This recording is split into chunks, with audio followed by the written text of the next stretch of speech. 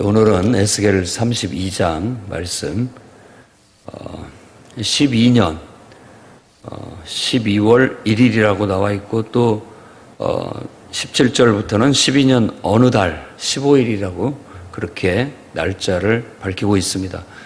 날짜를 기준으로 삼는 게 시드기야 왕의 통치, 그걸로 본다면 시드기야 11년에 나라가 망했고 그 다음에 이제 그 유다 왕국이 망했고 그 뒤에 애굽을 느부갓네살이 점령을 하게 된 그런 어떤 역사적 배경을 두고 이 예언이 말해지고 있다는 걸 알 수 있습니다.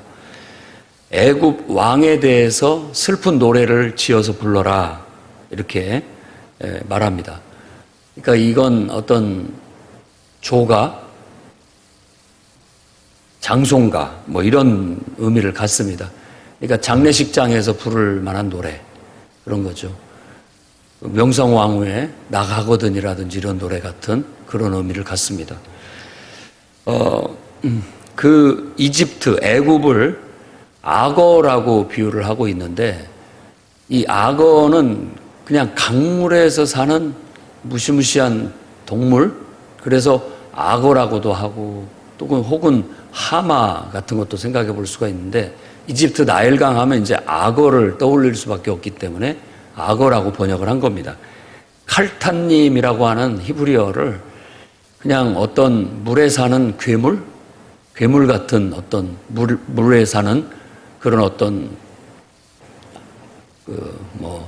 바다로 얘기한다면 무시무시한 고래라든지 혹은 그 옛날 그 공룡 같은 그런 괴물을 말하는 겁니다. 그래서 용이라고도 번역을 해요. 악어라고도 하지만 용이라고. 그런데 이 괴물을 성경에서 예언자들이 얘기할 때 이 괴물은 뭐냐면 혼돈의 괴물이에요. 세상을 어지럽히고 혼란하게 만드는 혼돈의 괴물. 그래서 아무도 통제하지 못하는 힘을 가진 존재.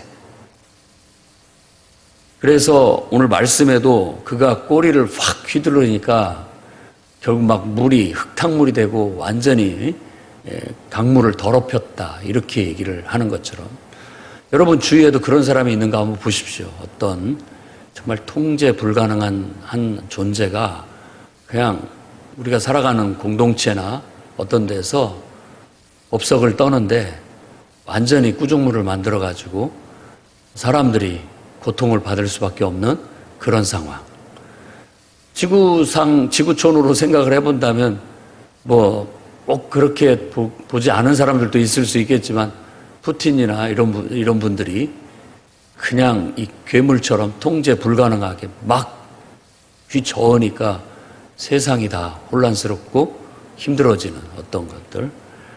가까이에도 우리가 북한에 이제 집안 대대로 정권을 이어가고 있는 김정은 같은 그런 양반들도 이웃 국가들과 어떻게 하면 잘 지내서 서로 상생하고 발전해 보려는 이런 것보다도 또 백성들을 어떻게 더 잘 살게 만들 거라는 어떤 그런 기조보다도 더 강한 것은 뭐냐면 대대로 자기의 권력을 유지해 나가는 것에 초점을 맞추고 모든 일들을 해나가면서 통제 불가능해. 그냥 멋대로 휘저었고 휘두르므로 인해서 온 강물을 다 구정물을 만들고 정말 모두가 다 혼란 속에 빠지게 만드는 그런 역할.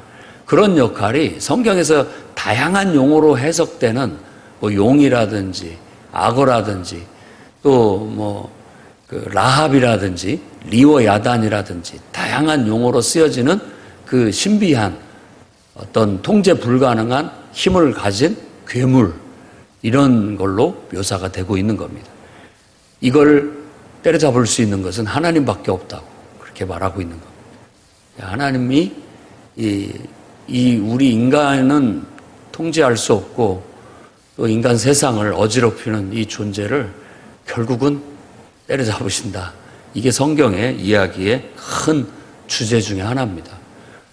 그래야 됩니다. 하나님께서 그 모든 세상을 어지럽히고 혼돈에 빠뜨리는 정말 통제 불가능한 악한 힘을 하나님께서 결박하시고 그들을 무적행에 가두시기를 우리는 기도해야 되겠습니다.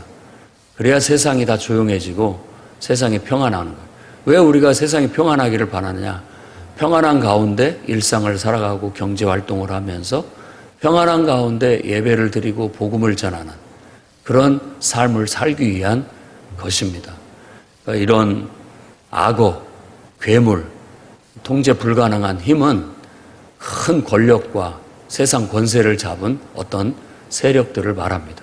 무소불위의 권력을 누리면서 휘두르는 어떤 존재. 그리고 개발도상국 같은 나라에서 주로 흔하게 나타나는 어떤 군부 독재 혹은 군국주의 이런 폐단들이 바로 거기에 해당된다고 볼 수가 있겠습니다. 군대라는 막강한 힘을 가지고 권력을 잡거나 그것을 또 유지하고 그것으로 위협하고 그것으로 꼼짝 못하게 하는 정치 형태를 군국주의라고 합니다. 혹은 독재라고도 하고 이런 일들이 벌어지지 않도록 우리는 기도해야 됩니다. 이렇게 되면 자유롭게 일상을 살기도 어려울 뿐만 아니라 또 여러분들이 마음껏 경제활동을 하는데도 제약을 받고 더 나아가서는 우리가 정말 하나님을 자유롭게 예배하고 자유롭게 복음을 전하는 일 또한 아주 통제받는 그런 세상이 돼버리고 말기 때문에 그렇습니다. 그러니 저는 여러분들이 정말 나라를 위해서 또 국가를 위해서 또 영혼 구원을 위해서 기도할 때마다 이러한 악한 세력들이 득세하지 못하도록 그들이 날뛰지 못하도록 하나님 앞에 기도하는 기도를 꼭 드릴 수 있기를 바라겠습니다. 사람들이 애굽을 열국의 사자로 생각했습니다. 그러니까 여기서 말하는 건 뭐냐면 애굽의 그 호브라라고 하는 새롭게 등장한 파라오 왕이 모든 나라에게 서신을 보내가지고 야 우리 힘을 합치자 이렇게 한 것을 두고 이렇게 얘기를 하는 겁니다. 그러니까 모든 나라들과 힘을 합쳐서 서로 상생하고 서로 발전해서 서로 잘 살자 이게 열국의 사자의 역할인 것이죠. 누군가는 그런 역할을 하고 있는 것 같고 또 해야 된다고 생각을 합니다. 다툼이나 분열 또 어떤 어려움, 압박, 고통 해결해야 할 문제가 있을 때 누군가는 이런 사자 역할을 해줘야죠. 야 우리가 이렇게 있을 때가 아니라 서로 힘을 합치자 서로 노력하자 이 문제를 이렇게 두고 보고 있을 수는 없다 해서 뜻을 모아가지고 어떤 역사를 일으킨다는 건 아주 훌륭한 것으로 본다라는 겁니다. 그런데 알고 봤더니 오히려 네가 강물을 더럽히는 이 악어다 이렇게 지금 얘기를 하고 있는 겁니다. 이제 풍자적으로 얘기를 하는 것이죠. 정말 우리가 서로 잘 살고 평화롭고 안정되게 살아갈 수 있도록 서로 조율을 하고 의사소통을 하면서 화합과 협력을 이뤄가는 줄 알았더니 오히려 너 때문에 더 큰 혼란과 더 큰 어떤 문제거리만 발생하게 됐다라고 그렇게 말합니다. 네가 강물을 네 발로 더럽혔도다. 짓밟았다. 더럽혔다라는 단어는 짓밟았다라는 뜻을 가진 것들입니다. 그러니까 마치 온 세상을 혼란에 빠뜨리고 짓밟은 어떤 세력들을 말하고 있는 거예요. 가만히 보면요. 세상 권력과 힘은 궁극적인 목적이 원래 정말 소크라테스나 플라톤이 얘기한 것처럼 정치가 이 열국의 사자 같은 역할을 해야 됩니다. 어떻게 하면 서로 의사소통을 해서 화합하고 협력해서 잘 살까라고 보는데 그들이 제일로 중요하고 생각하는 것은요. 정권을 잡는 데 있습니다. 정권을 잡기 위해서는 못하는 일이 없어요. 여러분이 마키아벨리의 군주론을 읽어보면 다 고개를 끄덕이실 겁니다. 수단과 방법을 가리지 않고 군주가 됩니다. 그리고 정권을 유지하기 위해서는 알게 모르게 모든 할 수 있는 일 없는 일 다 합니다. 그게 이 세상 권력, 세상 정치의 실체예요. 겉으로는 우리를 위한 채 하고 겉으로는 진짜 어떤 그런 것들에 대한 퍼포먼스를 보여주지만 실제는 다 자기 정권 유지에 초점이 맞춰져 있어요. 그러니까 그건 거르고 봐야 됩니다.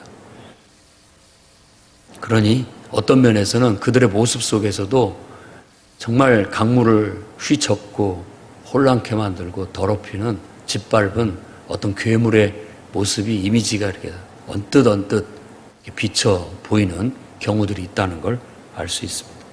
결국 하나님은 내가 너를 그물로 잡아서 강물에서 끌어내겠다라고 말하고 있고 땅의 짐승이 너를 먹어 배부르게 만들겠다라고 말하고 있습니다. 그래서 결국은 애굽에 대한 하나님의 심판에 대한 얘기를 하고 있고 결국 하나님의 모든 심판을 면할 수 있는 인간은 없다라는 것을 이제 뒤에 보여주는 겁니다. 17절부터는 전체적인 얘기가 뭐냐면 지옥 얘기예요. 우리가 쉽게 이해하는 지옥, 땅 속에 있는 옥 같은 곳이다, 감옥 같은 곳이다 라고 해서 지옥이라고 우리말로 그렇게 표현을 합니다. 그런데 성경에서는 스올이라는 말을 씁니다. 세월이라고도 발음하기도 하고 스올, 죽음의 세계. 근데 그 스올이라는 단어는 그 원래 어근이 구덩이라는 어떤 그런 의미를 가지고 있어요. 그러니까 죽은 자들이 던져지는 어떤 구덩이. 그래서 신약 성경에서는 무저갱이라고 해서 그 구덩이는 구덩이인데 어두운 구덩이고 끝이 없어요. 밑이. 그래서 무저갱이라고 하는 그리스 헬라의 그 쓰던 용어들을 쓰게 된 거죠. 무저갱이라고 하고 또 그리스에서는 지옥을 하데스라고 하는 겁니다. 하데스. 그러니까 막 거기는 말하는 그대로 불구덩이에요. 불구덩이. 마치 화산을 보면은 거기에 막 용암이 들끓어 가지고 유황 냄새가 막 피어나고 빨간 그 불이 막 피어오르고 거기에 던져진 모든 게 다 소멸돼 버리고 죽는 무시무시한 어떤 그런 이미지죠. 근데 지금 17절부터 마지막 절까지가 바로 12년 어느 달 15일에 하나님께서 보여주신 것이 이 모든 이들이 살아생전에 모든 사람을 두렵게 하던 자들, 살아생전에 세상을 두렵게 하던 자들, 살아생전에 강성해서 정말 천하를 호령하던 자들 다 결국은 할례받지 못한 자처럼 이 죽음의 구덩이에 다 함께 눕게 될 것이다. 함께 누워있다라는 걸 환상으로 하나님께서 이 에스겔에게 보여주신 거라는 겁니다. 여러분, 저도 죽고 여러분들도 죽고 지금 푸틴도 죽을 것이고 김정은도 죽을 것이고 뭐 아무리 큰 소리를 치고 큰 영향력을 세상에 나타냈던 강성한 사람 다 죽을 겁니다. 큰 부를 이루어서 정말 세상을 다 가진 듯한 그런 기업가들도 언젠가는 이 스월에, 이 지옥에 들어가게 될 겁니다. 여기에서 강조하고 있는 게 바로 그겁니다. 생전에, 살아생전에 세상을 두렵게 하던 자들이다. 살아생전에 모든 사람을 떨게 했던 사람들이다. 살아생전에 너무나 강성해서 정말 온 세상을 호령하던 사람들이다. 근데 지금 봐라. 그들은 지금 다 죽어서 이 지옥에 왔다. 이 얘기를 하고 있는 겁니다. 애굽의 바로도 결국 그렇게 지옥에 떨어지게 될 것이다. 라고 말하고 있는 것이죠. 또 하나 강조하고 반복하고 있는 단어가 할례받지 못한 자라는 뜻입니다. 할례받지 못한 자와 함께 누울 것이다. 할례받지 못한 자와 함께 죽음에 처할 것이다 라는 겁니다. 그러면 이 시대에 할례받지 못한 자라는 뜻은 무슨 말이냐면 하나님의 백성이 아니다라는 뜻이에요. 할례를 낳은 지 8일 만에 할례를 받아야 하나님의 거룩한 백성인 거예요. 하나님의 백성이 아닌 자들은 다 지옥에 가는 겁니다. 그러니까 요즘 복음 안에서 말한다면은 물과 성령으로 거듭나지 못한 자들, 예수를 믿음으로 고백하고 예수님을 나의 구원자요, 우리 인생의 주인으로 고백하고 침례받지 못한 자들, 세례받지 않은 자들, 구원받지 못한 자들이라고 볼 수 있는 것이죠. 이것은 우리에게 있어서는 지옥입니다. 수치고. 안 믿는 자와 함께 지옥에 떨어진다는 것은 믿는 우리에게는 큰 지옥이에요. 수치고. 여러분, 교회를 다니고 예수를 믿는다고 하면서 지옥에 가서는 안 되겠죠. 그것 같은 부끄러움이 어디 있고 지옥이 어디 있겠습니까? 나중에 우리가 죽어 하나님 앞에 갔을 때 하나님께서 난 너를 모르겠다 도대체. 나더러 주여 주여 하는 자마다 다 천국에 갈 것이 아니다. 아버지의 뜻대로 행하는 자라야 천국에 들어갈 것이다. 난 너희를 모르겠다. 제가 집사였고 제가 이런 많은 일들로 하나님을 섬기지 않았습니까? 라고 해도 하나님 모른다고. 진실로 하나님을 섬기고 나아가는 데 있어서 우리가 놓치지 말아야 할 것은 예수님은 우리를 구원할 구원자라는 거. 여러분, 예수님을 여러분의 인생의 구원자로 고백하고 그렇게 믿고 살아가고 계십니까? 그러면 여러분들은 저 믿지 않는 자가 갈 지옥에 가지 않을 겁니다. 그 다음에 우리가 예수님을 내 인생의 주인으로 내 자신을 하나님께 내어 맡김으로. 왜? 이 내어 맡긴다는 건 나를 하나님 앞에 드린다는 뜻인데 왜 하나님께 드리느냐? 내가 사실 드린다는 표현도 맞지가 않아요. 왜냐하면 원래 그분 것이었으니까. 원래 그분에 의해서 내가 태어난 거예요. 내가 존재하는 거고. 당연히 그분께 나를 드리는 것은 원래의 자리로 돌아가는 것과 같은 거예요. 그러나 내게 인격이 있기 때문에 나에게도 정말 나는 나다라는 독립적인 인격이 있기 때문에 내 독립적인 인격으로 자발적으로 하나님은 하나님 앞에 그걸 고백하기를 원하고 계시는 거예요. 그게 인간의 자리예요. 원래 자리, 구원의 자리, 생명의 자리. 나무가 뿌리를 내리고 있어서 거기에서부터 어떤 것들을 공급받아야 푸르고 싱싱하게 살아있는 것과 같이 우리 인간은 하나님에게 뿌리를 내리고 있어야 하나님께 연결되어 있어야 그분께 소속해 있어야 그 안에서 영의 양식을 공급받고 생명을 공급받아 우리의 삶이 푸르고 힘있고 능력있고 행복하고 복될 수가 있게 되는 겁니다.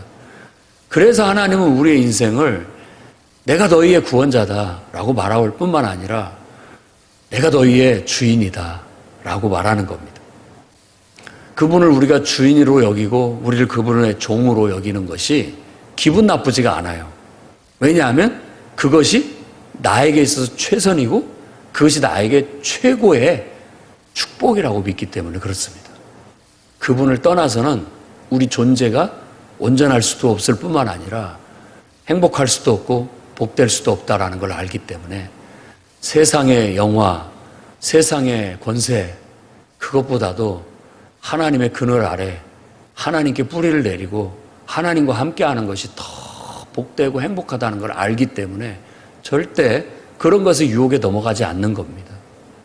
그런데 예수를 믿는다고 하면서도 적당히 믿으면서 그분을 우리의 구원자로 여기지 못하고 돈을 우리의 구원자로 여기거나 그분을 우리의 구원자로 여기지 못하고 세상의 권력을 우리의 구원자로 여기는 그런 경우들도 간혹 있더라는 겁니다.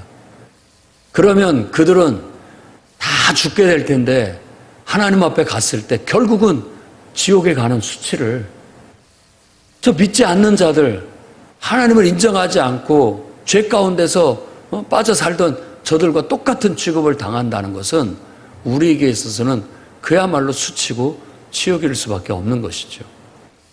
그리고 세상에서 떵떵거리고 세상에서 무소불위의 권력을 누리고 자기 말 한마디면 산천초목이 떨던 그렇게 호령했던 사람들도 다 똑같이 지옥에 가서 고통당하는 건 다 똑같더라 라는 그런 이야기를 우리에게 전해주고 있는 겁니다. 그러니 여러분의 인생을 하나님께 완전히 맡기고 그분 뜻대로 살아가십시오.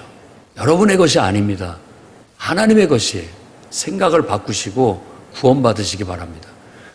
나는 평생 하나님 안에 내가 존재할 뿐이지 하나님을 떠나서 나는 아무것도 아니다. 내가 하나님을 떠나서 난 아무것도 아닐 뿐만 아니라 하나님을 떠나서 하는 모든 일들은 아무 의미도 없다. 그건 살아있으나 죽은 거나 똑같은 것이다. 나는 그저 하나님 안에서 살 것이고 하나님을 통해서 존재할 것이고 하나님 안에서 기쁨을 얻을 것이고 하나님 안에서 만족을 추구할 것이고 하나님 안에서 내 모든 삶을 펼쳐나가리라. 그게 바로 회심, 구원받는 거예요. 하나님께로 내 삶을 전향하고 돌아섰다라고 해서 회개라고 얘기하는 거고, 그것을 확실하게 못 박는 것이 세례, 침례받는 겁니다. 확실히 못 박는 거죠. 모든 사람 앞에서 나는 이제 이렇게 사는 사람이다. 나는 옛날 살던 그런 사람이 아니다. 옛날에는 내가 다른 것을 구원자로 삼았고 옛날에는 내가 주인인 채 행세했지만 이제는 내가 깨닫고 보니 나를 창조하신 하나님이 계시고 그 하나님이 나를 사랑하신다는 걸 알게 되었다. 어떻게? 그분이 인간이 되어 이 땅에 오셨고 십자가에 나를 위해서 죽으셔서 내 죄를 사해 주셨고 그가 죽은 자 가운데서 부활하심으로 내게 신의 생명을 주시겠다고 약속하신 것을 내가 믿는다. 그러니 나는 이제는 몰랐을 때는 내가 그렇게 살았지만 이제 복음을 듣고 깨닫고 보니 내가 그렇게 살 이유가 없지 않느냐. 그분은 나의 구원자요. 그분은 나의 주인이시다. 나는 그분을 위해서 살 뿐만 아니라 그분 안에서 살아갈 것이다.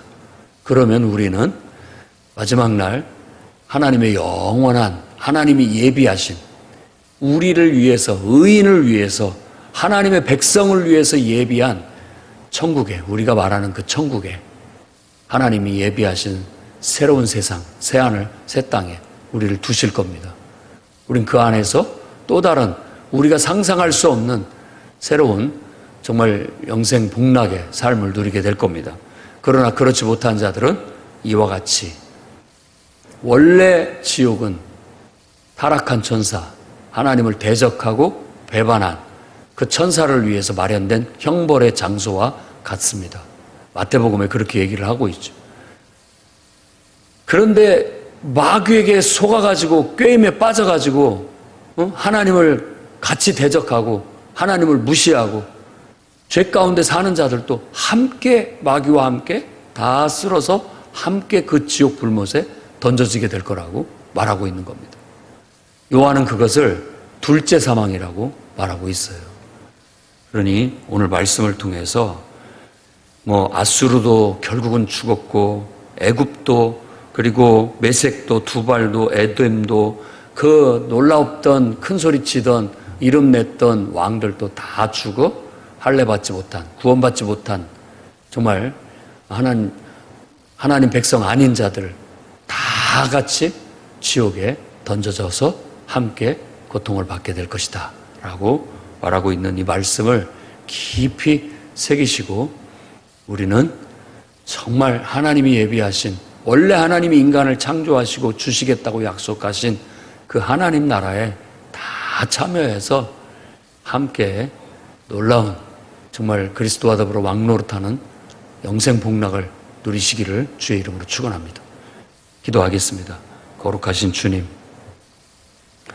온 세상을 어지럽히는 통제되지 못하는 세상 권력들을 하나님 결박하여 주시고 저들을 포박하시고 저들을 무저갱에 가두어 주시옵소서.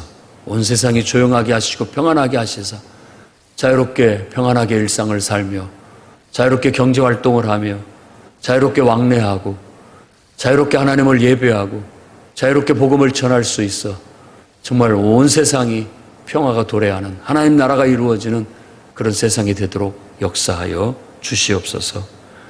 누구든지 다 결국은 하나님을 대적하고 하나님을 거스리며 업신여기며 죄 가운데 사는 자들은 다 죽어 스월에 영원한 지옥 불못에 던져지게 될 줄로 확신합니다. 우리에게 깨우쳐 주시는 이 진리의 말씀, 인생에서 꼭 알아야 될 이 진리를 우리가 깨닫고 우리가 하나님을 우리 인생의 구원자로 우리 인생의 주인으로 인정하고 고백하며 그에 합당한 삶을 살게 해주시니 감사를 드립니다. 이 믿음과 이 신앙을, 이 복음을 끝까지 지켜나갈 수 있도록 붙잡아 주시고, 마귀 사탄이 아무리 유혹한다 할지라도 세상 유혹에, 세상 권세에 넘어가지 않도록 붙들어 주셔서 마지막 날 승리를 얻고 구원받게 해 주옵소서. 아직도 이 진리를, 깨달아야 할 마땅한 진리를 깨닫지 못하고 들어도 받아들이지 못하고 인정하지 않는 강팍한 영혼들을 오늘도 성령으로 역사해 주셔서 전도에 미련한 방법을 통하여 우리들의 연약한 입술을 통하여 그들 영혼을 깨우시고 그들의 강팍한 마음을 녹이셔서 그들 속에 이 진리가 들어가게 하시고 저들도 하나님을 인정하고 예수 그리스도 안에 나타나신 하나님의 사랑, 구원의 복음을 받아들이게 하시사 그 속에서 죽고 다시 태어나 하나님의 자녀가 되는 축복을 얻게 해 주옵소서. 한 영혼도 멸망받지 않고 지옥 불못에 들어가지 않도록 아버지 하나님 역사해 주옵소서.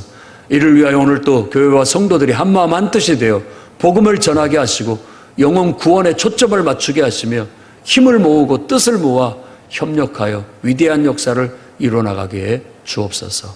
예수님의 귀하신 이름으로 기도드립니다. 아멘.